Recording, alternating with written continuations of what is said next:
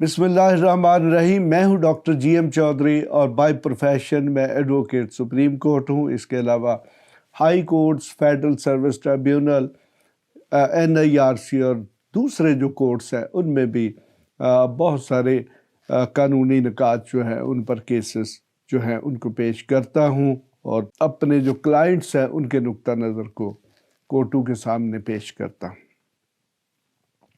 जनाब, आज मैं आपके सामने एक बहुत ही अहम हमारा बिल्कुल एक रिसेंटली जो फैसला हुआ है उस पर मैं अपनी राय दूंगा। और बड़ी दिलचस्प बात है कि हमारी जो तारीख है उसमें 2-3 किरदार बड़े अहम हैं, ख़ास तौर पर आइनी कॉन्स्टिट्यूशनल लॉ के हवाले से, आइनी कानून के हवाले से। उनमें जनाब अगर जजेस में देखें तो वो जस्टिस मोहम्मद मनीर हैं, फिर जस्टिस AR कार्नेलियस हैं, और अगर आप पटिशनर्स के हवाले से देखेंगे तो फिर वो वो मौलवी तमीज़ुद्दीन खान साहब हैं जो कि उस वक्त 1954 में कॉन्स्टिट्यूएंट असेंबली यानी कि आइन साज असेंबली जो है उसके स्पीकर थे, प्रेसिडेंट थे। जनाब, बिल्कुल उसी तरह का एक फैसला उस वक्त भी गवर्नमेंट ने असेंबली डिसॉल्व की थी, लेकिन इस वक्त चीफ मिनिस्टर्स जो हैं खुद उन्होंने एडवाइस दी और पंजाब की और खैबर पख्तूनख्वा की दोनों असेंबलियां तहलील कर दी गई।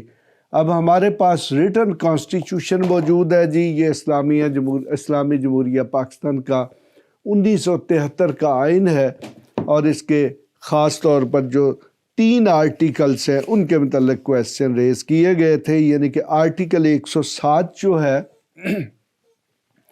उसमें जब भी गवर्नर असेंबली तहलील करता है तो फिर उसको फौरी तौर पर 2 काम करने हैं। फर्स्ट ऑफ ऑल उसने इलेक्शन की डेट देना होती है, नंबर 2 पे उसने एक केयर टेकर कैबिनेट जो है उसको मुकर्रर करना होता है। जनाब जो KPK के गवर्नर थे उन्होंने असेंबली को जो भी उन्हें एडवाइस मिली चीफ मिनिस्टर की उसके तहत असेंबली को फौरी तौर पर तहलील कर दिया और केयर टेकर गवर्नमेंट मुकर्रर कर दी। लेकिन आज तक वहाँ पर इलेक्शन की डेट जो है वो अनाउंस नहीं की जा सकी, जबकि उसके बरक्स पंजाब में जो चीफ मिनिस्टर ने एडवाइस दी उस एडवाइस के नतीजे में 48 आवर्स गुजरने के बाद असेंबली खुद ब खुद तहलील हो गई और गवर्नर जो है उसने कोई इलेक्शन की डेट ना दी, और जबकि केयर टेकर कैबिनेट फौरी तौर पर मुकर्रर कर दी।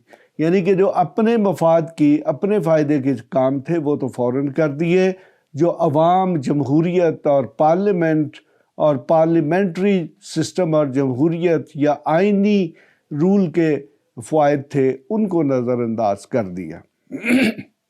हालांकि जनाब आइन में बड़ा वाज़ेह तौर पर लिखा हुआ है, यानी कि आर्टिकल 107 में, 112 में और 224 का 1 और सब क्लास 1 और 2 के जब भी कभी असेंबली तहलील होगी तो उसके 90 दिन के अंदर अंदर जो है इलेक्शन होने, यानी कि विद इन 90 डेज़। अब देखिए जनाब, इसमें कोई शक नहीं है। अब चूँकि गवर्नर्स जो हैं और इलेक्शन कमीशन ऑफ पाकिस्तान जो है वो इलेक्शंस की डेट देने से यानी कि लैतो लाल से काम ले रहे थे। नतीजतन सुप्रीम कोर्ट ऑफ पाकिस्तान में एक तो सुप्रीम कोर्ट ने खुद जो है वो सो मोटो आज खुद नोटिस लिया, जिसको आज खुद नोटिस केस नंबर 1 ऑफ 2023, और 2 कॉन्स्टिट्यूशन पटिशनें फाइल की गई थी, यानी कि constitution petition number 1 of 2023 and constitution petition number 2 of 2023 जो हैं ये फाइल हुई। इस पर जनाब एक लार्जर बेंच यानी कि 9 मेंबर्स का बेंच बनाया गया, जो कि बेंच बाद में टूट गया क्योंकि उसमें से 2 जजेस पर इतराज़ किया गया, और जबकि 2 जजेस जो हैं उन्होंने अपनी कुछ रिजर्वेशन शो की। उसके बाद बेंच को रिकॉन्स्टिट्यूट किया गया और रिकॉन्स्टिट्यूटेड बेंच जो है वो जनाब 5 जजेस पर मुश्तमिल था। ان کی میں آپ کو کمپوزیشن بتاتا ہوں. وہ جناب تھے mister justice Umar Ata Bandial chief justice, mister justice Syed Mansoor Ali Shah, mister justice Munib Akhtar, mister justice Jamal Khan Mandokhail اور مسٹر جسٹس محمد علی مظہر. یہ جناب بڑی دلچسپ بات ہے کہ جو مولوی تمیز الدین کا کیس تھا جس کا فیڈرل کورٹ نے فیصلہ کیا تھا، اس میں بھی 5 ججز شامل تھے، اور اتفاق سے جناب اس بینچ میں بھی 5 ججز ہی شامل تھے. دیکھیں کہ اس وقت کا جو بینچ ہے اس کے ججز کو بھی آئینی تاریخ جو ہے مختلف ناموں سے یاد کرتی ہے، اور یقیناً جو آج کا بینچ ہے اس میں بھی شاید کل کو جو آئینی تاریخ لکھنے والے ہیں اسی پیٹرن پر ان ججز کو بھی تقسیم کریں گے. یعنی کہ اس میں جسٹس منیر اور اس کے ساتھی تھے، اور دوسری طرف ایک اکیلا جج تھا AR کارنیلیس. تو یقیناً آج بھی ہم یہ کہہ سکتے ہیں کہ اس فیصلے میں بھی ایک طرف وہی مائنڈ سیٹ ہے جو جسٹس محمد منیر کا تھا، اور دوسری طرف وہی مائنڈ سیٹ ہے جو کہ جسٹس AR کارنیلیس کا تھا.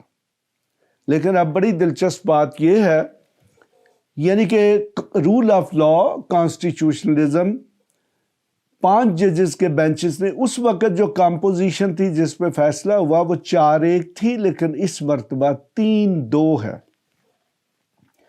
یعنی کہ مخالفت کرنے والے ججز 2 تھے جن نے ڈائسنٹنگ نوٹ لکھے، اور اس کے برعکس جو فیصلے کے حق میں یعنی کہ کانسٹیٹیوشن پٹیشن الاؤ کرنے کے حق میں ووٹ آئے وہ 3 تھے.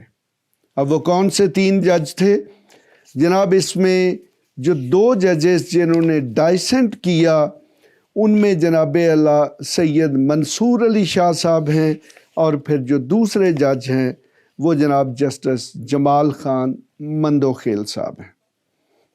جبکہ جناب 3 ججز جس میں justice Umar Ata Bandial chief justice, justice Munib Akhtar اور جسٹس محمد علی مظہر صاحب ہیں، ان تینوں نے ان کانسٹیٹیوشن پٹیشنز جو ہے ان کو الاؤ کیا، ان کو مینٹین کیا. اور جناب فیصلہ بڑا سمپل تھا.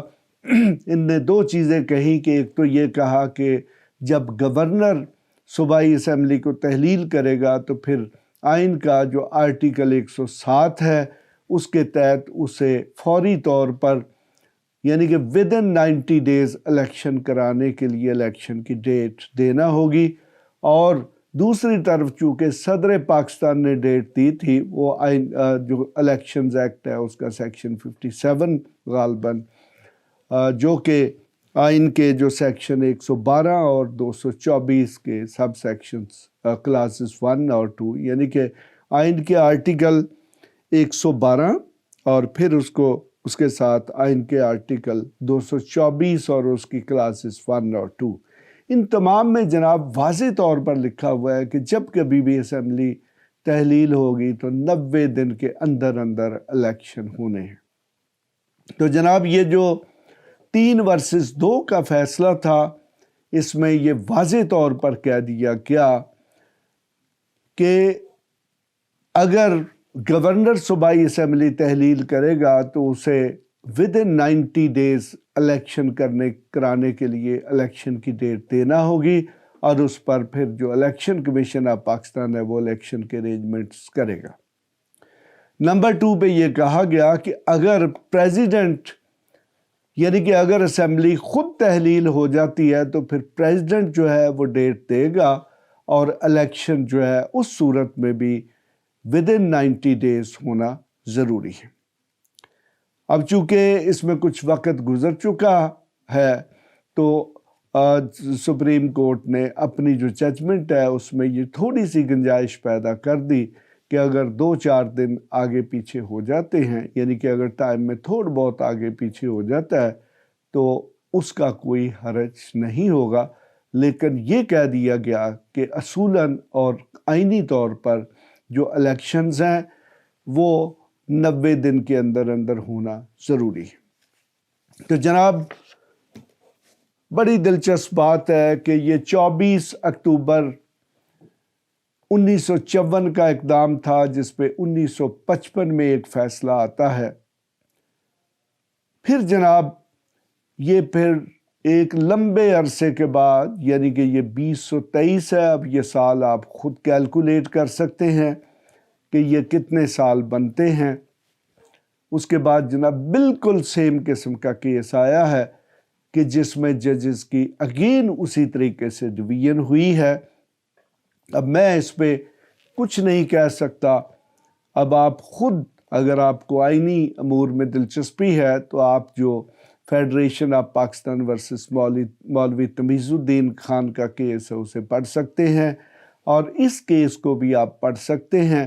तो आप ये ख़ुद अंदाज़ा लगा सकते हैं कि आज का जस्टिस मोहम्मद मुनीर कौन है और आज के जस्टिस AR कार्नेलियस कौन है।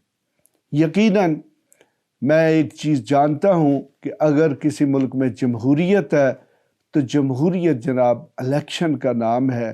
अगर इलेक्शन टाइम पे नहीं होंगे तो फिर यकीनन जनाब आइन के जो बाकी इदारे हैं उनको भी जमहूरी नहीं कहा जा सकेगा और उनको भी आइनी नहीं कहा जा सकेगा, क्योंकि इलेक्शन ही एक ऐसा प्रोसेस है जिसके नतीजे में पार्लियामेंट, नेशनल असम्बली या फिर सूबाई असम्बलियाँ वजूद में आती हैं, और फिर वो अपने इख्तियारात को इस्तेमाल करके कवानीन जो है वो बनाती हैं, वो आइन को भी अमेंड करती हैं या आइनी कवानीन भी बनाती हैं, और जिसके तहत फिर मुल्क का सारा आइनी या जमहूरी निज़ाम जो है वो चलता है।